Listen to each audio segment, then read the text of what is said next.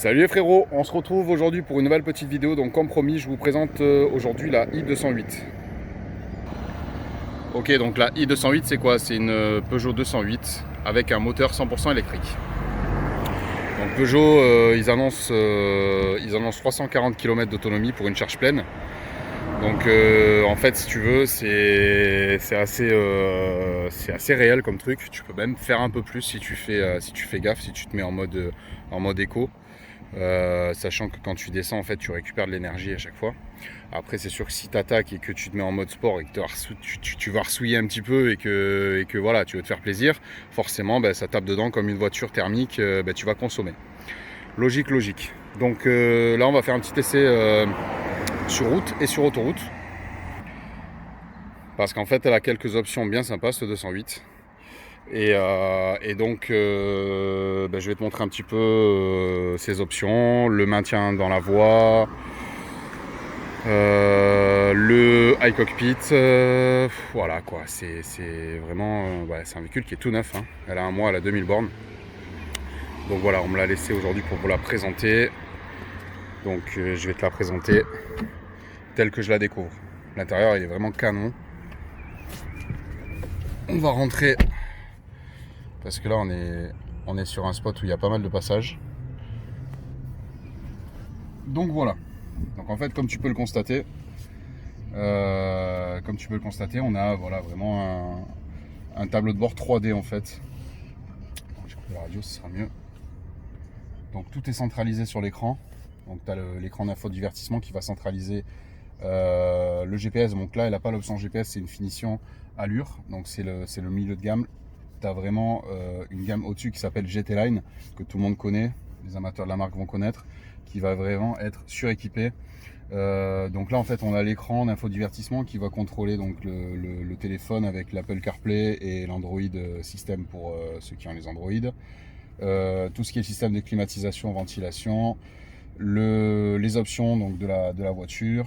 Tu vois, là tu vas rentrer dans tes paramétrages d'aide au stationnement, etc. Tu as l'éclairage d'accompagnement quand le soir tu allumes, comment dire, tu ouvres ta voiture, donc il y a l'éclairage qui t'accueille.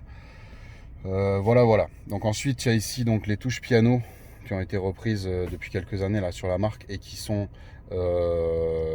pour moi vraiment de très très bonne facture, qui ont vraiment un toucher. Je sais pas si tu entends, t'as le clic, je vais me rapprocher, tu vois, t'as le clic en fait.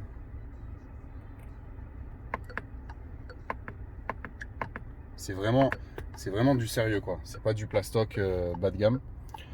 Donc c'est vraiment appréciable. La qualité perçue à l'intérieur, elle est vraiment très très très appréciable.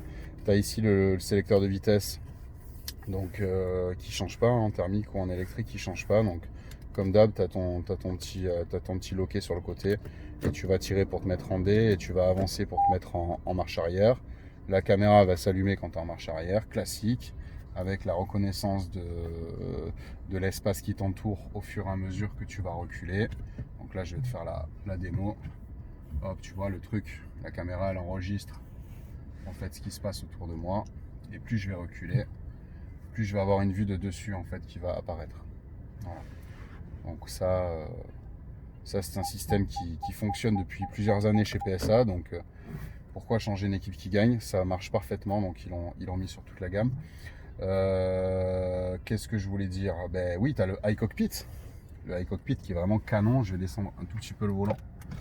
Hop, pour que tu puisses mieux voir. Et je vais me mettre ici pour qu'il n'y ait pas le reflet. C'est mieux là, non? Voilà. Donc en fait, ici, à partir du volant, tu as une petite molette. Et tu vois, tu vas sélectionner donc énergie. Donc ici, tu vas avoir ta voiture. Tu as 208 qui s'affiche avec les batteries. Donc tu vois, là, j'ai 8 batteries. J'en ai une qui s'est éteinte parce qu'on a roulé un petit peu. On a 290 km d'autonomie. Et on a une charge qui est à peu près à 80%. Donc à 100%, tu es à 340 km d'autonomie. C'est réel. Moi, pour l'instant, j'ai pu constater que c'était réel. Si, comme je te l'ai dit tout à l'heure, tu lui mets pas tout le temps dans la tronche, parce que voilà, c'est vrai que une voiture électrique, c'est un peu la conduite un petit peu éco, on va dire. Donc après, voilà, tu vois, tu as la finition carbone. Finition carbone, alors c'est moussé, tout ça c'est moussé, hein. C'est pas du plastique dur, bas de gamme. Tout ça, tout le tableau de bord, il est moussé. Le carbone là, le plastique façon carbone, on va dire, il est moussé. Ici, tu es sur du plastique dur en partie basse, mais enfin bon, c'est quand même logique, c'est une 208. On reste sur un gabarit citadine. Donc pour le segment, franchement, c'est vraiment réussi. On a cette bouche béante ici qui fait penser, ma femme me disait tout à l'heure, à un requin marteau ou à une raie. Quand la raie, elle ouvre la gueule pour manger. Voilà, c'est vraiment super sympa, 3D, tu vois. Ça sort ici, tu peux passer les mains sur les côtés, tu as cet écran béant. Donc voilà, je reviens sur l'écran. Donc en fait, voilà, tu as plusieurs modes de conduite, mode d'affichage, je veux dire, pardon. Donc tu vois, tu as le mode minimal. Donc ici, tu as simplement ton kilométrage qui s'affiche avec ton autonomie et ton témoin de récupération de charge. Personnel, donc après tu peux personnaliser. Énergie, donc tout à l'heure je te l'ai montré, je crois. Il me semble, voilà, c'est la 208 avec l'énergie qui te reste et tout ça. Et tu as le mode cadran. Donc là, tu as, voilà, ton compte tour et tes kilomètres heure, ton pseudo compte tour, on va dire. Voilà. Ici, sur les montants de baies de pare-brise, tu as vu, tu as les tweeters qui sont intégrés aussi, pareil, façon 3D, tu as vu un peu qui sortent carrément, qui viennent vers toi. Et c'est vraiment surprenant. Vraiment surprenant. Alors après, en partie basse, j'ai oublié de te dire, donc ici, tu as un chargeur. Tu as un chargeur rapide de téléphone. Donc tu vas brancher ton téléphone ici. Et ici, c'est pour brancher ton iPhone ou ton Samsung en style Apple CarPlay. Ici, tu appuies, tu as une petite trappe. Tu vas pouvoir poser ton téléphone ici façon tablette. Je ne vais pas pouvoir te le montrer parce qu'on est en train de filmer avec le S20 et on a l'autre téléphone parce qu'on a le petit aujourd'hui, donc on lui a mis un petit dessin animé histoire qu'il reste tranquille, le pauvre. Donc en fait ici tu vas pouvoir poser ton téléphone en mode tablette allongé, il va se bloquer ici et il va taper là, et ici tu peux le mettre debout, il va taper ici, il va se coincer ici et il va s'appuyer là. Donc là tu as ton petit espace pour mettre ton téléphone aussi. Donc c'est un chargeur induction, il me semble ici. Il faut avoir l'option, mais tu as un espace chargeur induction. Donc vraiment sympa. Hop, ça te fait un petit rangement. Donc tu as tout en finition piano black, tout est noir laqué, mais vraiment de bonne qualité, tu vois. Je sais pas si tu t'en rends compte sur la vidéo, mais c'est vraiment de bonne qualité. C'est vraiment surprenant, je dirais, pour le segment. Tu as ton frein à main électrique qui est là, et ici tu as 3 modes de conduite. Donc le mode éco, le mode normal, à chaque fois ça apparaît sur l'écran, et le mode sport. Donc là tu as une réponse beaucoup plus franche à l'accélération, et tu as la direction qui se durcit. Voilà, donc tu as le maintien actif dans la voie, tu as la lecture des panneaux, parce que tu as une caméra qui est intégrée là dans le pare-brise. Et voilà, tu as un silence total puisque c'est une voiture 100% électrique. Allez, on est parti sur les routes de Tourette-sur-Loup, dans le 06. Donc c'est les belles routes de campagne, on va dire. Donc là, qu'est-ce que j'ai fait? J'ai tiré pour me mettre en D, tu vois. Donc là, il y a le D qui s'affiche. Je suis en mode sport. Donc je vais mettre en mode normal. Donc là, il s'affiche. Hop, normal.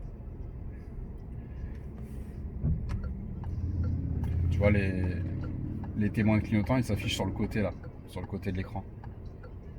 C'est assez rigolo comme truc. Allez, c'est parti.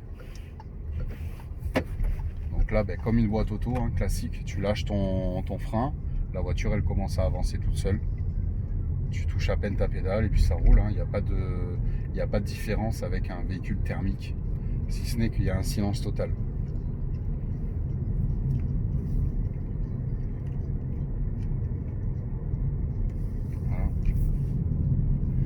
Après, tu as une fonction aussi qui est intéressante. Bon, c'est connu sur les véhicules hybrides et les véhicules électriques. En fait, quand tu tires une deuxième fois sur ton levier de vitesse, tu as un mode qui s'appelle B comme Bertrand. Et en fait, celui-ci, il va te permettre de récupérer plus d'énergie à la décélération. Il va t'assister, c'est un frein moteur assisté. Donc en fin de compte, quand tu commences un petit peu à rouler sur les routes de campagne et que tu as pas mal de de virage, que c'est une route sinueuse, en fait tu touches quasiment plus ton frein. C'est le frein moteur qui va venir te placer en fait dans la courbe. C'est vraiment appréciable, je l'ai essayé tout à l'heure en venant. Et c'est vraiment très efficace, du coup tu es très à l'aise. Par contre, à contrario, ça peut être gênant, par exemple, quand tu es en ville, ou voilà, ça te freine vraiment un petit peu trop. Donc c'est pas à mettre sur tous les trajets. Hein. Donc là, voilà, on est à 45 km/h. Tu vois, je touche à peine la pédale, je suis sur un filet de gaz. Alors elle est très confortable aussi, cette voiture. Elle est très confortable. C'est important de le préciser parce que je suis étonné qu'une citadine soit aussi confortable. Elle filtre parfaitement les aspérités de la route. C'est impressionnant. Et t'as pas un bruit. Le seul bruit que tu entends sur la vidéo, c'est le siège auto de mon fils en fait, qui vibre. Mais c'est pas la voiture. Donc voilà, là on est au centre-ville de la Colle-sur-Loup, je crois. Ouais, on est à la Colle-sur-Loup, là, ça y est. Parce que t'as Tourette-sur-Loup et la Colle-sur-Loup. En fait, le véhicule est aussi, voire mieux, en termes de comportement routier qu'un véhicule thermique. Parce que le fait d'avoir un véhicule électrique comme ça, tu as toute la puissance. Quand tu appuies, c'est instantané. Ce que tu n'as pas sur un véhicule thermique. Et tu as le silence. Tu as le silence que tu n'as pas sur un véhicule thermique. Là, la seule chose que j'entends, c'est la soufflerie d'aération et les bruits de roulement normal. Hein. On est dans une voiture, on vole pas encore en voiture, donc on a le bruit des pneus normal. Hein. Mais sinon, c'est le silence total, quoi. Bon les amis, ce que je vous propose, c'est qu'on se retrouve tout à l'heure sur autoroute. On va aller à Cagnes-sur-Mer, on va prendre l'autoroute, voir un petit peu ce maintien dans la voie. Parce qu'en fait, d'après ce qu'on m'a expliqué, le véhicule, il va reconnaître les lignes blanches sur la route. Il va mettre un petit coup de volant à ta place quand tu as une petite faute d'inattention, tout ça. Donc c'est assez intéressant à aller voir un petit peu ce que ça donne sur la route. Donc je vous propose de vous retrouver dans quelques minutes, le temps qu'on atteigne l'entrée d'autoroute. Allez, à de suite. Voilà les amis, on se retrouve donc sur l'autoroute. On est à Cagnes-sur-Mer dans le 06 toujours. Donc en fait voilà ce que je vous expliquais au niveau du contour. Vous voyez, c'est pas vraiment un contour, mais en fait la partie bleu clair là qui va monter tel un contour quand vous accélérez. Moi j'appelle ça le contour en fait.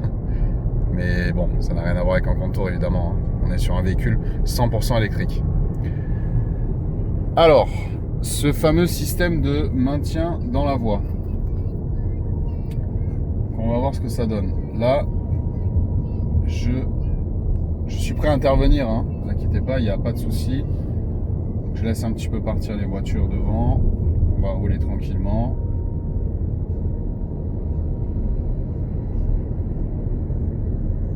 On va voir un peu si je vais pousser un peu la voiture à la faute, voir si elle se corrige toute seule.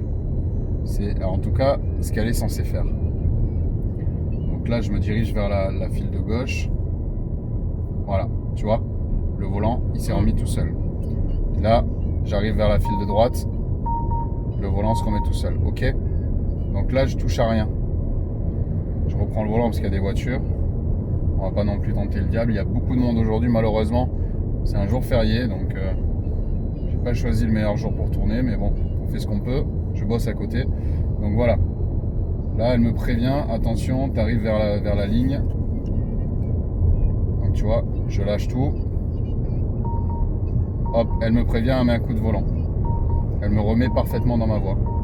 Ok. Hop. Tu vois. Donc elle me dit en gros, tenez le volant. Elle me dit tenez le volant, mais si je le tiens pas, elle fait le boulot à ma place. Donc c'est vraiment efficace. Tac. Tu vois, elle conduit toute seule. Moi, je m'occupe uniquement d'accélérer là. Voilà. Elle me remet constamment dans la trajectoire. Voilà. Donc ce système-là, il est désactivable, les amis, hein, parce que effectivement, quand tu es sur des routes étroites, bah, c'est un peu galère, quoi, parce que quand tu veux couper un petit peu dans une courbe, si tu as la visibilité évidemment, bah, ça va t'empêcher de le faire, ça va te mettre un coup de volant. Donc voilà, c'est vraiment sur les longs trajets, sur autoroute et tout ça, c'est vraiment très sécurisant et très appréciable d'avoir cette option. Qui plus est, sur le segment des citadines, c'est vraiment une nouveauté. C'était réservé avant aux véhicules un petit peu grand luxe. Aujourd'hui, Peugeot le propose sur sa 208 dès l'entrée de gamme, le milieu de gamme en disant, on va dire sur cette série i208 milieu de gamme. Alors, chose aussi importante à préciser, celle-ci n'est pas équipée d'un GPS. Ok, vous l'avez de série dès la version GT. Vous pouvez aussi le mettre en option sur les séries d'entrée de gamme. Il est évident que vous pouvez prendre une 208 essence ou électrique, peu importe, entrée de gamme, et mettre l'option GPS. Si vous avez l'option GPS, ici en fait c'est un pavé tactile. Au-dessus des touches piano, il y a un petit pavé tactile. Moi je le sens au doigt, vous ne pouvez pas le sentir sur la caméra évidemment. Mais en fait, ici il y a des petites touches tactiles. Ces petites touches, elles vont reprendre les touches qu'il y a sur les côtés de l'écran ici. Et la voiture va intégrer avec cette option une commande vocale généralisée, donc dans une commande menu généralisée. Okay, c'est-à-dire qu'aujourd'hui vous avez la commande vocale pour appeler par exemple votre femme ou votre mari, mais avec l'option GPS, vous avez la possibilité par exemple de dire à la voiture tout en conduisant, sans quitter les yeux de la route, emmène-moi à la station-service la plus proche. Donc la voiture va vous entendre, elle va vous emmener automatiquement via le GPS à la station-service la plus proche. Monte la température, la voiture va allumer la clim, va allumer le chauffage pardon, et va monter la température. Il fait chaud, baisse la température, elle va allumer la clim, elle va baisser la température. Appelle mon cousin, machin. Ah, elle va appeler le cousin. Voilà. Aujourd'hui, la domotique arrive dans l'automobile. Donc en fait, vous avez la continuité de votre confort de la maison dans votre voiture. Parce que votre voiture est la continuité de votre maison. C'est votre deuxième maison. C'est le moment, voilà, quand vous sortez de chez vous, qu'est-ce que vous faites en général, hein, je ne parle pas des citadins qui habitent en pleine ville. Vous montez dans votre voiture, vous allez au boulot, après vous rentrez du boulot. La voiture, on y passe beaucoup de temps. Donc voilà. Les constructeurs, ils ont pensé à amener un certain confort dans l'automobile aujourd'hui et donc qui amène aussi une sécurité puisque vous quittez plus les yeux de la route, vous n'êtes pas sur votre écran sans arrêt à taper ce que vous voulez que la voiture elle fasse. La voiture va vous entendre et va vous écouter. Donc c'est vraiment une innovation aujourd'hui chez Peugeot sur cette i208, sur la gamme 208 d'ailleurs, que propose Peugeot. Donc voilà, c'est vraiment très intéressant. Si vous avez des questions les amis dans les commentaires, oui j'ai oublié de vous dire tout à l'heure, il y a des prises, donc il y a une prise chargeur ici, une prise ici à droite qui est donc la prise pour accorder votre téléphone, pour avoir le MirrorLink, etc. Et derrière, sur les places arrière, vous avez encore deux petits ports USB qui vont vous permettre de charger les téléphones des enfants ou les tablettes, etc. Voilà. Je vous retrouve pour la vidéo de présentation rapidement. Merci beaucoup les amis d'avoir regardé cette vidéo. J'espère qu'elle vous a plu. Vous êtes de plus en plus nombreux à me suivre sur YouTube et je vous en remercie. Ça veut dire que mes vidéos plaisent. Oui mon fils, ça y est, c'est fini, on va s'arrêter. Donc je vous remercie de me suivre. Vous êtes de plus en plus. Abonnez-vous et n'hésitez pas à lâcher un petit like si mes vidéos vous plaisent. Voilà, c'est fait dans la simplicité mais dans l'efficacité, je l'espère. À très bientôt les amis. Bye bye.